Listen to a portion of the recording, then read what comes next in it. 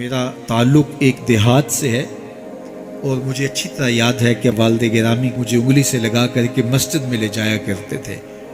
تو بوڑھے بزرگ جو مسجد میں جانے سے قاصر تھے وہ گھروں میں بیٹھ کے قرآن پڑھتے ہوتے تھے اور عموماً ظہر کے وقت بھی اور صبح کے وقت بھی گھروں سے قرآن پڑھنے کی آوازیں آیا کرتی تھی. آج گھروں سے پاپ میوزک کی صدائیں سننے کو تو ملیں گی لیکن قرآن کے نغمے موقوف ہو گئے. یہی وجہ ہے کہ آج ہمارے گھروں سے برکت روٹ گئی ہے. دولت کی فراوانی کے باوجود، وسائل کی کثرت کے باوجود، اسباب آسودگی حاصل ہونے کے باوجود نہ آسودگی ہے، نہ سکون ہے، نہ طمانینت ہے، نہ برکت رہی، اس لیے کہ ہمارے گھروں سے قرآن رخصت ہو گیا.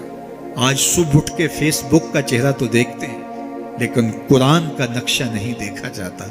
تو برکت کے قافلے گھروں سے رخصت ہو گئے اور گھر برکتوں اور رحمتوں سے خالی ہو گئے. آج بھی اگر ہم نے گھروں میں برکتوں کو واپس بلانا ہے، رحمتوں کو اپنے گھروں میں واپس لانا ہے، تو قرآن مجید کی تلاوت کو اپنے معمولات میں شامل کر لیجئے گا.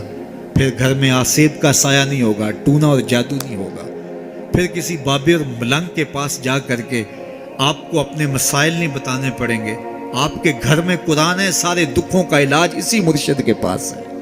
ساری مصیبتیں اور ساری مشکلیں اور سارے مصائب اسی قرآن کے دامن سے دور ہوتے ہیں اور اسی قرآن سے وابستگی سے گھر میں برکتیں اترتی ہیں.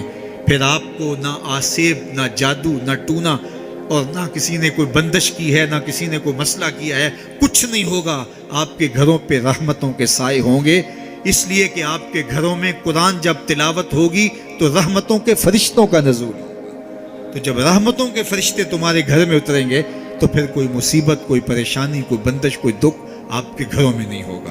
اس لیے قرآن مجید کی تلاوت کو اپنے معمولات زندگی میں شامل کیجئے.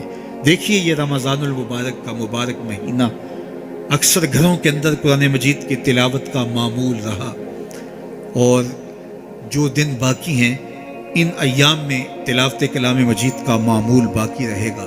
تو اس کی برکتیں آپ اپنی آنکھوں سے دیکھ رہے ہیں. اور اگر یہ پورا سال ہمارے گھروں میں معمول باقی رہے، ہماری صبح کا آغاز ہی قرآن مجید کی تلاوت سے ہو، بیٹیاں بھی قرآن کھول کے صبح بیٹھ جائیں اور بیٹے بھی قرآن کھول کے بیٹھ جائیں، بوڑھے بھی قرآن کھول کے بیٹھ جائیں، جوان بھی قرآن کھول کے بیٹھ جائیں، تو مجھے بتائیے کہ کتنی رحمات اور کتنی برکات کا گھروں میں نزول ہو. تو اس لیے اپنے گھروں میں قرآن مجید کی تلاوت کے معمول کو کبھی بھی ترک نہ کیجیے. چاہے روز کے 2 صفحے پڑھیے، قرآن مجید کی تلاوت کے معمول کو باقی رکھیے.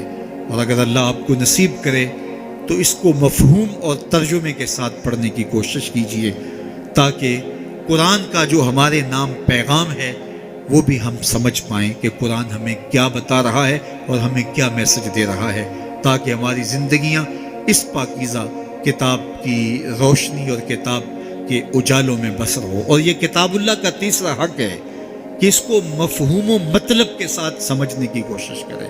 یہ ہمارے رب کا ہمارے نام پیغام ہے. آپ کے کسی دوست کا، کسی ملنے والے کا آپ کے نام خط آ جائے اور وہ اس زبان میں ہو جو زبان آپ نہ جانتے ہوں، تو اتنی دیر تک آپ مطمئن نہیں ہوتے جب تک اس کے مندرجات سمجھ نہیں لیتے، کسی ایسے شخص سے وہ مضمون جان نہیں لیتے جو وہ زبان جانتا ہو. تو ہمارے رب کا ہمارے نام یہ میسج ہے، ہمارے نام یہ پیغام ہے رسول کریم صلی اللہ علیہ وآلہ وسلم کی وساطت سے. تو ہمیں اس کو سمجھے بغیر چین کیوں آ گیا ہے؟ تو ہم اس پیغام کو سمجھیں کہ ہمارا رب ہمیں کیا فرما رہا ہے، کن امور کا حکم دے رہا ہے اور کن باتوں سے ہمیں روک رہا ہے. اگر ہم قرآن مجید کو اس انداز سے تلاوت کریں گے اور قرآن مجید کو سمجھ کے پڑھیں گے تو ہماری زندگی خود بخود تبدیل ہوتی چلی جائے گی.